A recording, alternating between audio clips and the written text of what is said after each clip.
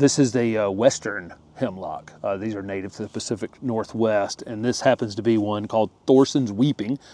That is a weeping cultivar that on its own, if you root it and just grew it out on its own, it'd only get about a half a foot tall and it'll get 5 or 6 feet wide. So it has to be staked in some way. And this one can be staked much, much higher. So you could create a small weeping tree out of it. This one has obviously been, staked or manipulated here about 1.5 feet or 2 feet in height, something like that. But you see it'll come right down to the ground and then just start going across the ground this way. We typically don't see many of these hemlocks, either Canadian hemlocks or these western hemlocks in the Raleigh area where we garden. We are in zone 8 and there are 6 to 8, but typically it's more areas that stay a little bit cooler during the summertime that you're gonna see these, maybe with a little afternoon protection. We could grow this one in our Raleigh garden. But what a beautiful plant. It gets this new kind of bluish foliage in the new growth as it's growing, and all the branching is gonna be downward. And so this one would look really good if you had it some sort of retaining wall feature where you could just let it come down over the retaining wall. Or again, you could buy one or do it yourself, stake it up a bit higher and create a kind of a small, interesting weeping tree out of it. This is a really cool plant. This is a Tsuga canadensis, otherwise known as Canadian hemlock. This one's called Little Joe. And this is one of the smaller growing Canadian hemlock selections. I mean, really, really quite slow growing. I imagine this one's been in the ground here at Iseli Nursery for a long, long time. Canadian hemlocks are native from the North Carolina mountains, maybe down into the Georgia mountains even, and up a stretch, and the stretch gets wider as it gets up toward Canada, where you'll see more and more Canadian hemlocks. But this is a selection that's dwarf. This one is almost to the point of kind of being a novelty plant, where you're going to find this one probably in a small container somewhere because it's going to take several years for it to get any size on it. And you can use it as a container plant, plugged in a rock garden somewhere, some sort of interesting space where it can be on the corner of something, just tucked into a little spot and allowed to grow over the years. These are hardy up to zone 4, so really, really a tremendous amount of cold tolerance. By the time we get down to Raleigh, we don't see very many Canadian hemlocks in our zone 8 area, but they are in our state, in the western part of our state.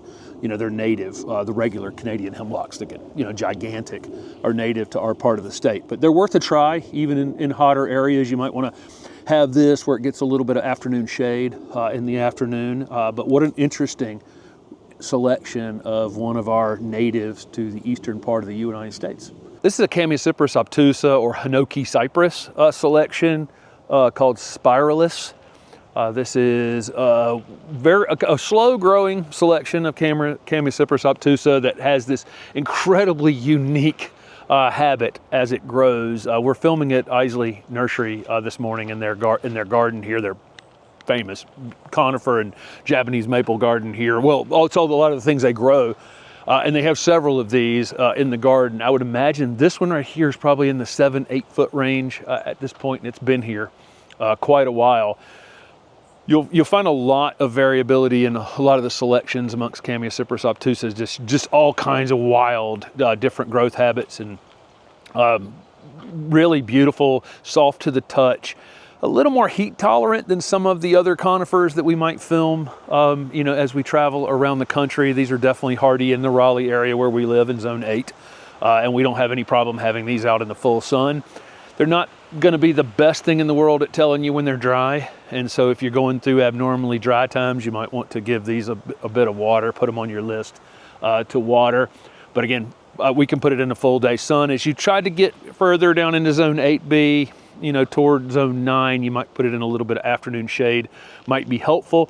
Might also be helpful to put some sort of ground cover around its roots. Nothing that will hurt the plant, but maybe something down around the base. There's a pyracantha coming from the other direction across a rock over there, and a couple other ground covers that they have around the back of this one, and that kind of keeps those roots a little bit cooler. But what a cool selection of Hinoki Cypress. This is Tsuga mertensiana, otherwise known as the mountain hemlock. This is a one that is native to the Northwest, from California all the way around up into Alaska is where you'll find these. They typically grow pretty big out in the wild. This is a dwarf selection called Sherwood compact, and in 10, 12, 15 years, this one will only be 4 feet tall, 4 feet wide, something like that. Really, one of, you know, this particular species is one of the most beautiful native plants to the Pacific Northwest.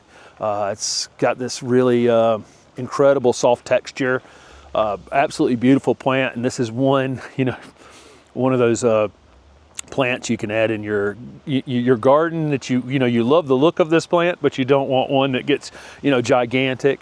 This would be a good selection for you. This one's called Sherwood Compact. This is a really fun conifer. This is one we have in our Raleigh garden that's only about this tall. This is a super, super slow growing Thuya occidentalis, which is native to really north of Pennsylvania and up in maybe the highest mountains in the east, and then up into Canada. And we'll see these growing in the woods and typically slightly moist conditions up there. But there's a lot, hundreds, literally hundreds of named cultivars out in the world.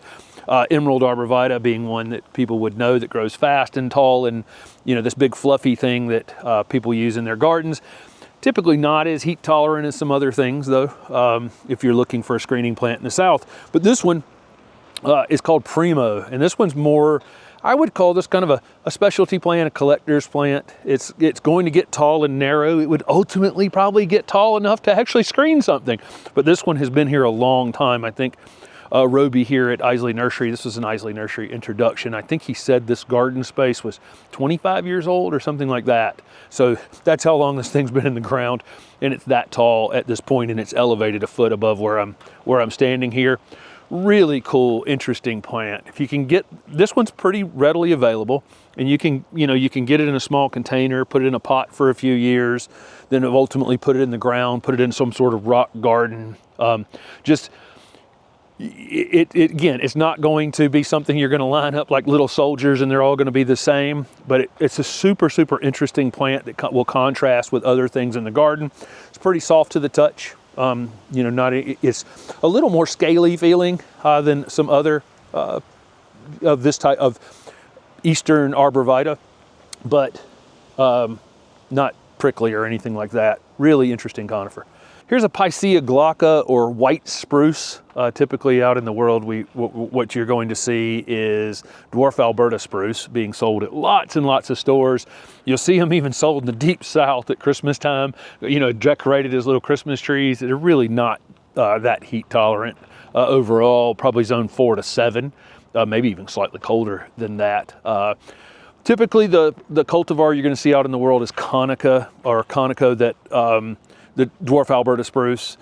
This one is called Pixie. So there are selections of dwarf Alberta spruce that are even more compact, or maybe they have some blue hues or whatever. This one is green, really kind of tiny foliage on this one, super compact habit. This one's probably been here a long, long time. This is a very slow growing version of a dwarf Alberta spruce, and what a great plant. I wish, we just don't live in an area in Raleigh that these hold up all that well. They tend to get spider mites and other things kind of saying, no, I don't belong here. I don't belong in this garden. But you will, again, see them sold during the Christmas season. But those of you in colder areas, I absolutely love these almost formal shapes. And this Pixie is a good one if you have a very, very small space to grow one in, or you enjoy watching plants grow over time, or you want a small container plant that you could keep as a container plant for years and years.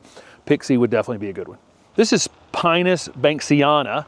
This is actually one called Scotic, but Pinus banksiana they're native to, you know, Maine, over through most of the Great Lakes and up into Canada.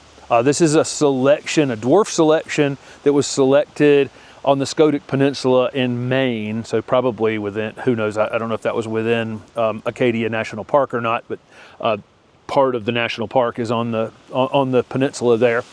And Steph and I have actually done some botanizing on the Scotic Peninsula before and seen interesting plants. Interesting plants there. Walking through the woods there is like it feels like you're walking into another world, honestly, of interesting conifers and flowering plants as well.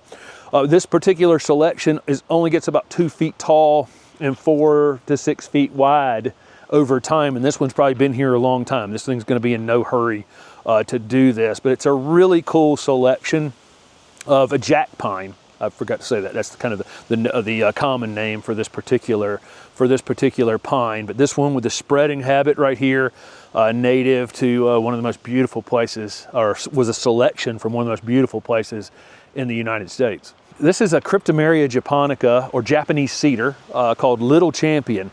It is one that'll probably get 5 by 5, 6 by 6, something like that in a reasonable amount of time in your garden. This is one that's been planted in the garden here at Iseli Nursery probably for a very long time. This one has a super interesting foliage.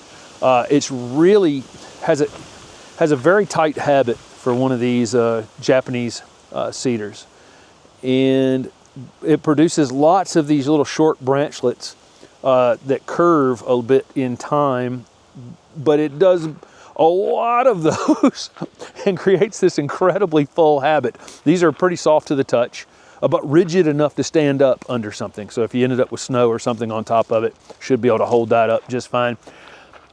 Japanese cedars are something that are very common in the Raleigh area and even further south. So these are hardy in zone 6 to 9. A lot of the other conifers are going to be more like 4 to 7 or 3 to 8, that kind of thing. But these are definitely going to be ones that are good for in the southeast as well. I really love Japanese cedars of all types. Steph and I have quite a little collection going of some dwarf ones. I'd probably like to add this one to the garden as well. This one would ultimately outgrow our garden a bit, just the scale of it. But I think if you got a small container of this and put it in a small pot and put it in a container and then transition it into the ground, it'd be years and years before it was anything like this one is. But a great selection, and I love how compact this thing is, and how actually weirdly soft textured this big giant dwarf Japanese cedar is. This is Picea glauca pendula. This is a white spruce with a weeping habit. So it has this pendulous habit where the branches just come straight down. This plant can get quite big. This is actually a small one. These actually grow faster than some of the other, there's some of the dwarf conifers that we might have in videos are going to grow much slower than this. This thing will get going in time. Seen them 40 to 50 feet in height. They can probably reach 4 to 6 feet in width ultimately, but typically are about this narrow when we see them. Well, gardens all over the world love to display this plant, and of course private gardens as well. It's such a great plant. It doesn't take up a lot of ground space, but gives you a lot of impact. And again, we'll go to gardens sometimes where they've also turned, bent the tops of these a little bit and created interesting pathways and tunnels and all kinds of things. It has this incredible two-tone coloration on it, where it's, any of the newer growth from this season has kind of a blue hue to it. The interior of the plant tends to be a little bit of a darker green color, and has kind of a two-tone contrast. These white spruces are fairly soft to the touch. They're not prickly. I guess you could figure out how to hurt yourself with it, but they're not particularly prickly at all. This one has a little bit of a funky top on it where it got broken out, but it'll reselect a leader and just keep going in the future.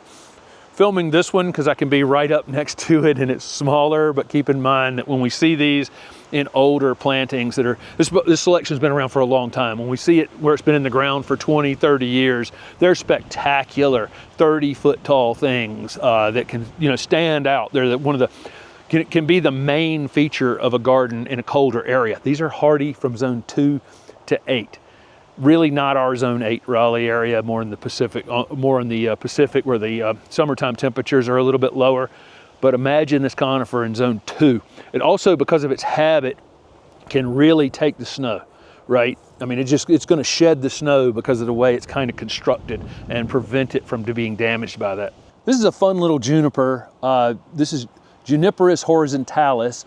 Most of the time we think of that particular species, we think about the named cultivar blue rug. Blue rug junipers are sold everywhere. I mean, there's probably hardly any garden center you could go in today and not find blue rug junipers.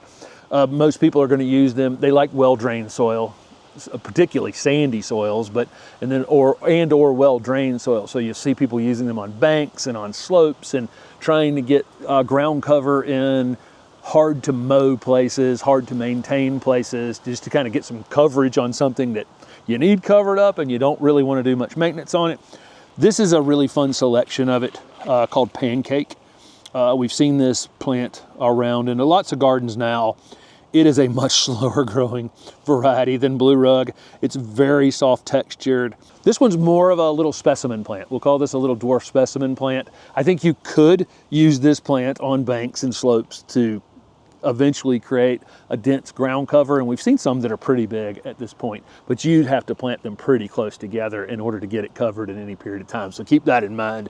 It might not be the best selection for getting good coverage in a hurry, so I would consider using this along pathways, maybe along a sidewalk or someplace where you can let it crawl out on the path just a little bit. You can even see that it's soft textured without even touching it, but you want to touch this thing when you see it. It's just such a cool plant, and it just hugs the ground so tight.